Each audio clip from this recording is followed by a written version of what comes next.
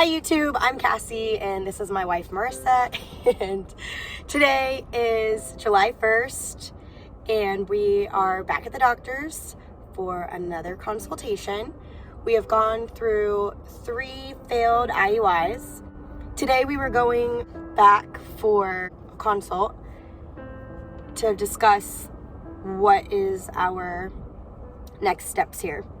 And I feel like we had a pretty good consultation. Like I don't feel sad about it or anything. What about you? I feel good talking about it and knowing that we have some options here. We have 1 vial of sperm left, meaning that is 1 more try that we have currently. Doesn't mean we can't buy more, but right now we have 1 left. So that's a big deal, because that carries a lot of weight of where we choose or how we choose to use that last vial. So some of the options, you can talk whenever you feel you want to. Marissa could go for a 4th IUI and he would combine letrozole and Clomid and see if that takes for her, see if her ovaries respond the way that they're supposed to respond. I don't know how you feel about it, but I'm afraid it's a shot in the dark, just because she didn't really respond to either one very well. Letrozole, we feel like maybe she responded a little bit better, but Clomid not so much. So, but it's still an option. Then we talked about, of course, IVF. IVF is so costly. He said that what he suspects, like what we would spend, because she's already had some testing done just for IUI. Some of that is already taken care of, but he gave us a range of about $12,000 to $14,000, and that's for 1 IVF cycle. That's a lot of money. But the odds are pretty high. He said the odds are 60 to 65%. That's a pretty high percentage, because he said IUI is a 10 to 15% chance of getting pregnant. I actually don't remember him telling us that. Do you? No. He said he did. Wish I just but went with IVF. If I would have heard those percentages, I'm pretty sure the first time would have been IVF for us. We're going to let that slide because I'm real confused there. But he said the more you do IUIs, eventually it works. He said, like they say, 1 in 4 tries, typically you get pregnant. So that's kind of hanging over our heads. Like, is this 4th time gonna be it? And because we're afraid IVF may be quite distant for us right now, just because we really don't want to take out a loan.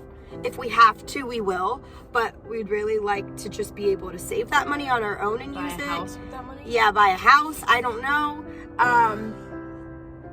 Financially, it's just not looking pretty. Like we don't like the finances of that at all. But we will do what we have to do once we make that final decision. Now, the 3rd option he gave us is that we swap over to me and I try a round of IUI. That is a big, we don't know. It could work. It may not work. We don't know how I'll respond to that. That would cost anywhere between $1,500 to $2,500 probably for me to try IUI this one time. And of course, like, that's exciting. That sounds like I could do that. I would want to do that, but also I feel like I'm ripping that opportunity from Marissa at the same time, and I don't want to do that.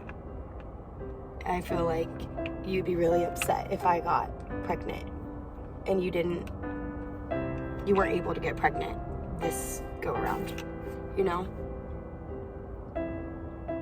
We're in support groups and what have you, and being the other person, like, I'm always aware of how I talk to her about this kind of stuff, because I never want her to think something's wrong with her body. Like, all of that, like, it's all a touchy subject, and we try to talk about things and just know, like, if I have to try, it's really finances for us.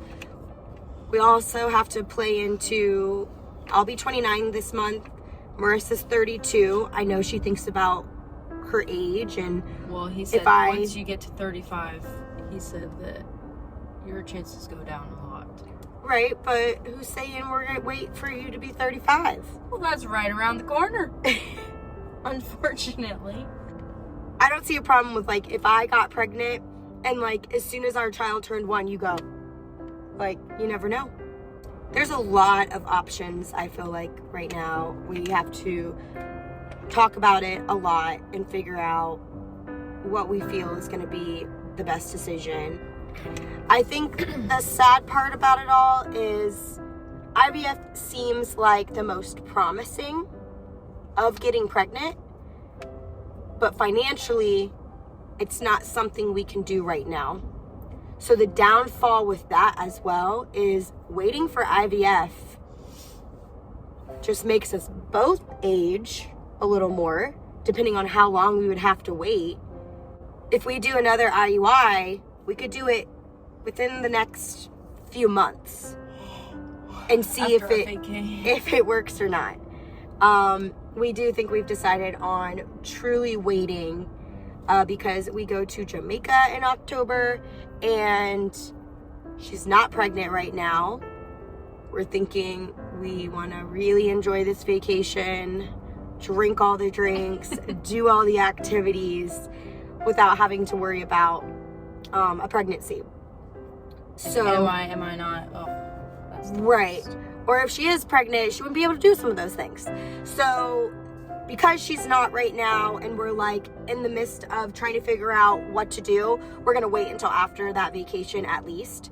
And then by then, our decision is going to have to be made, whether we look into maybe financial options for IVF, whether Marissa goes for a 4th try, or whether I go for a try. Those are our 3 options. If you want to weigh in on them, go for it. Comment below and tell us what you think we should do. I'd love to hear other people's opinions, or like maybe like your perspective of it, because we're having a hard time like just deciding. Like there's all of it weighs differently. So that is all we have for now. Leaving this appointment, we did book a consultation to have an IVF meeting teaching, and they'll tell us exactly how it all works, the exact cost of everything, and we'll be able to kind of figure out more from that point, and hopefully will help our decision making. But that is all we have for now.